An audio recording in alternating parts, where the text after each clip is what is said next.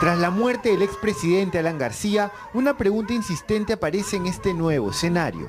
¿Cuál será el futuro de las investigaciones en curso que la Fiscalía sigue contra el ex jefe de Estado? Tras su muerte, la acción penal que se seguía contra él termina, concluye, o como dice nuestro Código Penal, se extingue. Artículo 78 del Código Penal. Causales de extinción. La acción penal se extingue. Numeral 1. Por muerte del imputado. En lo penal, la persecución, y solo la persecución, cesa porque es un mandato de la ley. La persecución es la investigación sobre la responsabilidad de él. Es decir, perseguirlo en el sentido de determinar, el señor García cometió estos delitos y entonces necesito establecer esa responsabilidad para poder condenarlo. Ya, es que no puedes condenar a una persona que ya está fallecida. Es más, el fiscal no puede hacer ningún razonamiento de condena contra el señor García, porque no puede condenarlo sin que haya un juicio, pero van a haber menciones donde seguramente él aparecerá citado como parte de los hechos que son materia de investigación.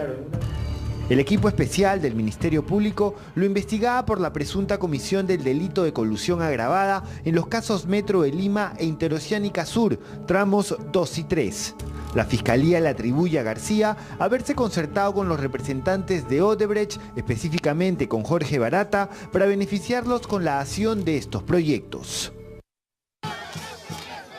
La Fiscalía sostiene que a través de los ya conocidos decretos de urgencia y decretos supremos promulgados durante su segundo gobierno, García habría determinado la modificación del marco legal existente para la ejecución de proyectos de infraestructura en el país, con el objetivo de favorecer a la firma brasileña, recibiendo a cambio dádivas por parte de esta. ¿Dónde está mi cuenta? La cuenta de Alan García. ¿Dónde están los bienes que tengo? ¡Qué barbaridad! Rechazo tajante, enfáticamente. Es decir, acuso de asesinato moral a las personas que se atreven a decir eso.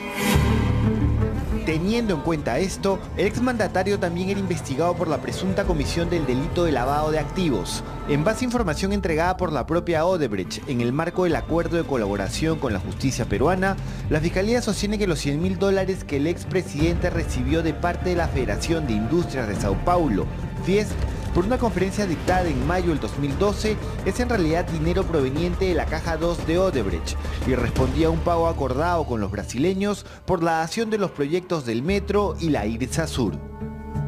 La Fiscalía asegura también que fue el beneficiario final de parte de los $4,5 millones que Odebrecht habría entregado a Luis Nava Guibert, exsecretario de la Presidencia durante su segundo gobierno, y al hijo de este, José Antonio Nava Mendiola, en algunos casos valiéndose de intermediarios como el empresario Miguel Atala.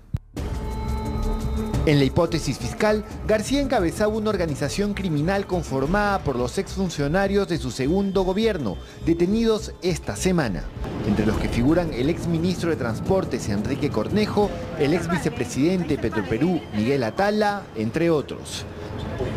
Si bien todas las imputaciones y acusaciones contra García se archivan o se extinguen, las investigaciones contra el resto de imputados en estos casos va a continuar. Y para ello, para determinar la responsabilidad de estas personas, la indagación en torno al accionar de García seguirá teniendo un papel relevante. Las investigaciones se mantienen intactas. Evidentemente, los casos contra García se van a archivar por el solo mérito de su partida de defunción. Pero la investigación contra, por ejemplo, el señor Nava, el señor Atala y sus colaboradores continúa.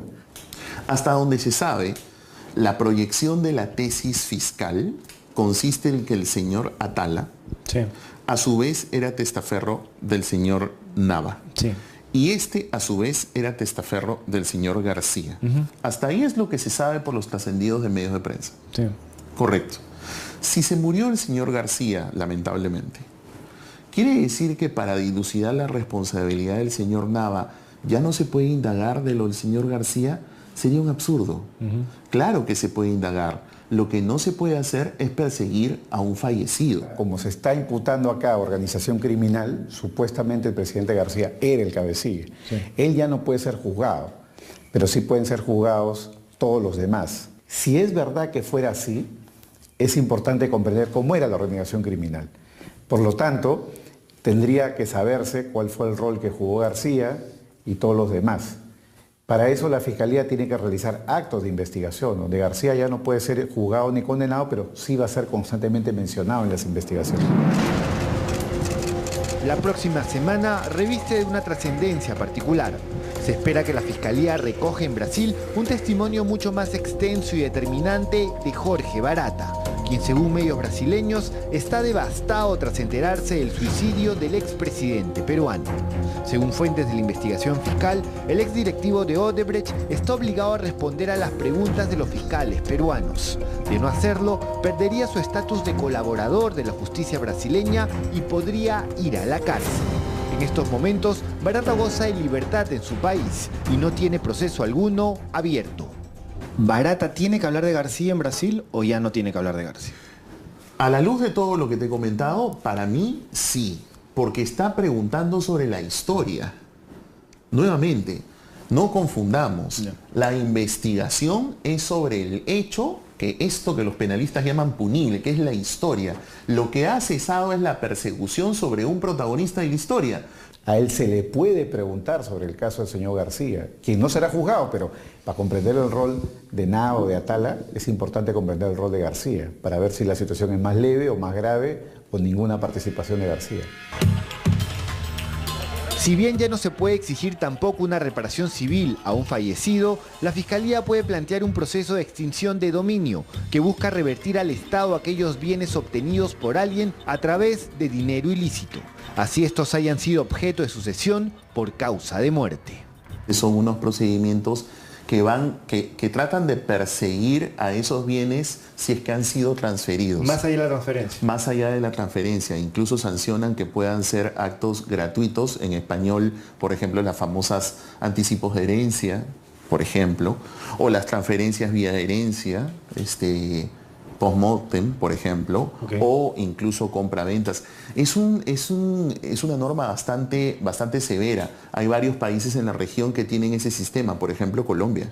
Alguien dice, por ejemplo, el señor García, quien fuera en vida, es presidente, tiene tales bienes y se demuestra que tales bienes no tienen un origen lícito.